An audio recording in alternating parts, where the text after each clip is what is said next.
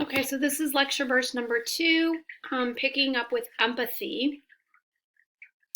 We looked at a couple models already of helping behavior and empathy in terms of the video that I had you guys watch on Brene Brown, her aspects of empathy versus sympathy.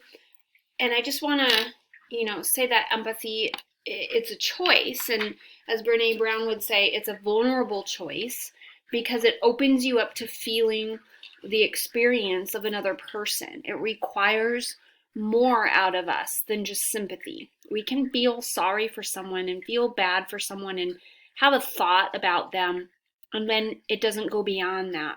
That doesn't require anything out of a person. But when you empathize with someone, it requires an emotional response out of you. You really feel for the other person. And usually that feeling leads to action. It leads to wanting to alleviate the person's suffering or help out or do something about it. And so that's why we say it's a vulnerable choice, because you can't just stand by and do nothing. Usually it requires some sort of action. So this is where we look next at the empathy altruism hypothesis, which is an altruistic motivation for wanting to help. So again, a non-selfish motivation for wanting to help. And this hypothesis states that prosocial acts are motivated only by a wish to help a person in need.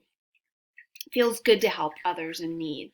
And a strong motivation to help causes us sometimes to disregard potential harm, right? We want so bad to help someone else out, and we understand their plight or their suffering, we might put ourselves in harm's way to help them. So the cost of helping in this model is high. And sometimes people don't want empathy arousing information.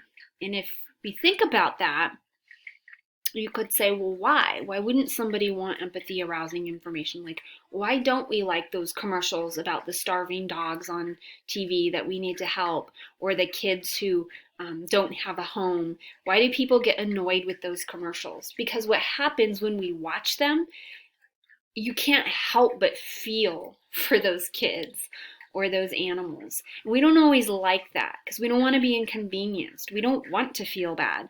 We're watching our show, we're having a good time, and then all of a sudden a commercial comes on that makes us totally sad. What happens here is cognitive dissonance, right? This is something we're all familiar with. And so what happens is, a person is feeling really bad about something, but then they know they're not doing anything about it. They realize, well, I haven't helped out any kids, or I haven't helped out give to any causes to help stray animals. Now I feel like a horrible individual, right? And then we're sitting there with this feeling, this cognitive dissonance where our attitudes and our behaviors don't match up. We're feeling one thing and we know we're not doing another thing. And so that makes us feel kind of yucky, right? Empathy altruism hypothesis would state that if that arousing information is enough to promote you into action, then you'll be strongly motivated to help. And this is the case with a lot of our heroes that we look to, firefighters and police officers and those in the military who are always kind of in the line of fire, so to speak, with their professions in putting themselves in these vulnerable situations to help other people. And people will help those in need if they feel nurturing feelings towards them, even in the absence of any selfish motivations. The empathetic joy hypothesis says that prosocial acts are motivated by our need for accomplishment, and that helping others in need is an accomplishment in and of itself that's rewarding. This is a huge driving force behind volunteering. We wouldn't have the number of volunteers that we have if people didn't get something out of it. Okay, people feel good when they're able to help others. We're motivated to help if empathy is high and we get feedback on how our helping made a difference to someone, because it feels great to help. It sure does. But if we also get information about how our helping affected someone, it feels even better. Okay, so it's kind of related to the article that you're reading this week for the homework. It's kind of like the personal development motivation for volunteering that the article is going to talk about. It's very similar to that. So a lot of organizations know this, and so big organizations that rely heavily on their volunteer force are very keen to make their volunteers feel special, outstanding, recognize them in some way, shape, or form, hold a award ceremony or dinner or something to recognize them for their work. And this makes people feel good, and in fact, it also ensures that the volunteering will continue, that people will continue to do that. What factors do you think contribute to whether or not a person is empathic? What makes for an empathetic person, right? We're thinking about all these motivations and reasons to help. Why isn't it obvious? One could ask, well, doesn't everyone feel that way? And that's a good question to be asking. There's different things that shape our development of empathy. What we know is that a secure attachment style is related to empathy. So if you have a securely attached relationship with your parents or your caregivers, you're more likely to have empathy aroused in you when you see a situation calling for it. If you do not have a good, secure relationship with others, as we learned about in chapter 7, it's going to impede your ability to be empathetic for someone else. So we learn a lot of our empathy from watching other people, our parents, teachers, friends. We know that parenting that uses anger to control children hinders their ability to empathize. Anger does not demonstrate empathy.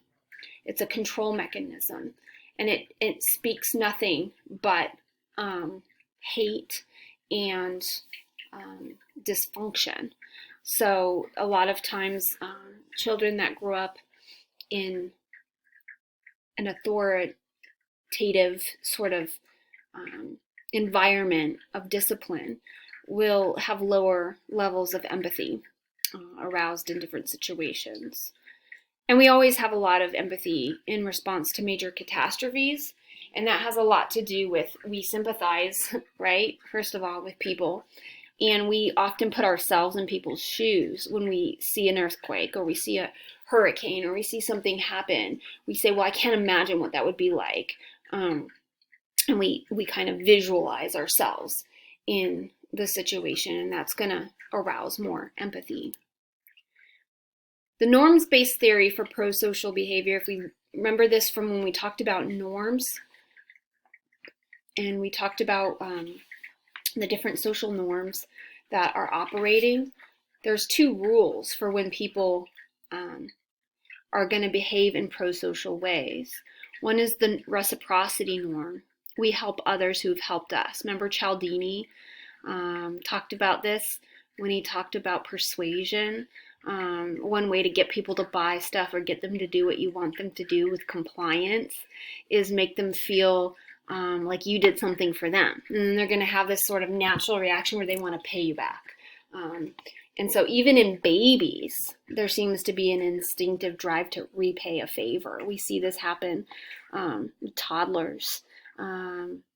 When one is given something and another cries, you'll see the toddler go over and try to soothe or give back to the other infant. So it's kind of, seems like it's almost innate that we have this reciprocity norm. So people expect that those for whom they do a favor will do a favor back when requested. And what we see is that tends to be true, that reciprocity tends to occur. The social responsibility norm pretty much dictates that pro-social behavior is inspired by what's around us, the society in which we live and the pressure we get from that society. Is it a norm in our society to be socially responsible, to do good things, to have an impact on other people? In 2008, Americans donated nearly $308 billion, and this was during a recession. This is the kind of giving that occurs when we feel that the victims are not responsible for their situation. Many people were in the same boat, everyone was feeling the same thing, and this is good, because if we cast blame on the victim, we're not going to help. Consider the perception that some individuals have towards AIDS patients or HIV patients, right?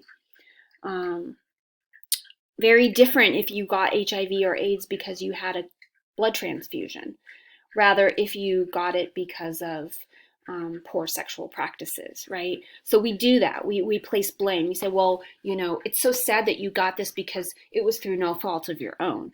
Whereas on the other hand, oh, well, it's sad that you have this, but it's kind of your fault. And so we'll pass off the baton of blame, onto the person.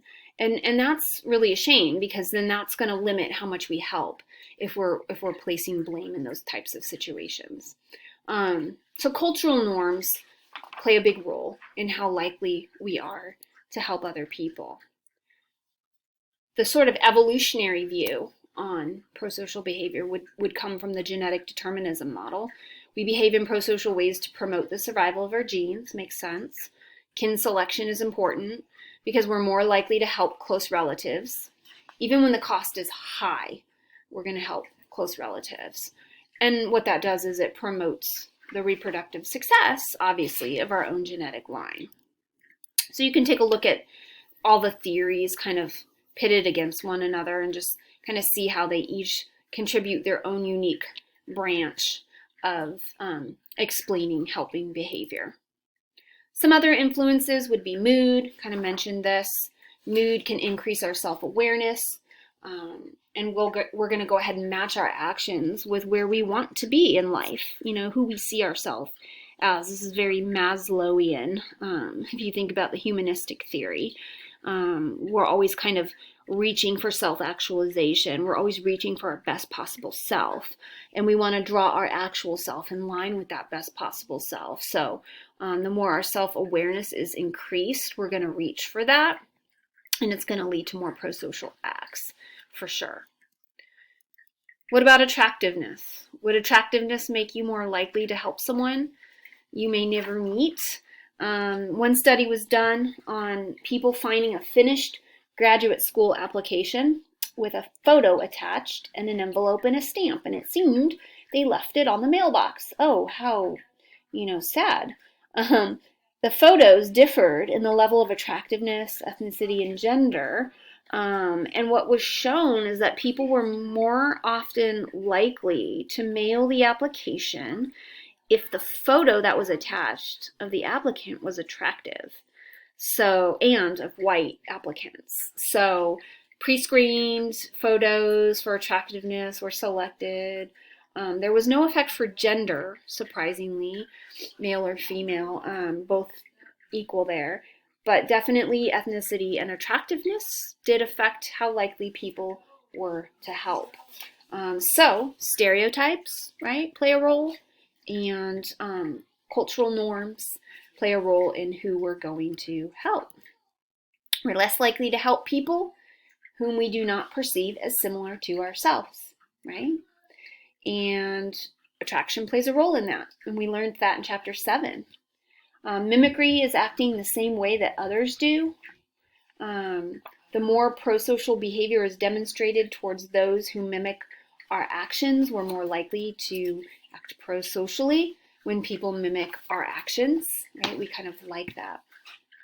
And locus of control plays a big role, which is a personality factor. So there's just different things about the person that make it more or less likely that you're going to help.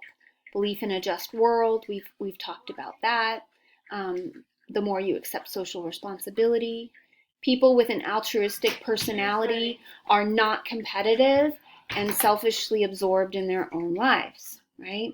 So that's a key aspect that we need to think of.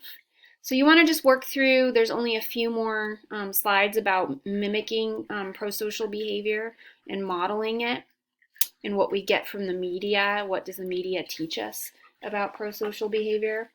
And that wraps up the slides.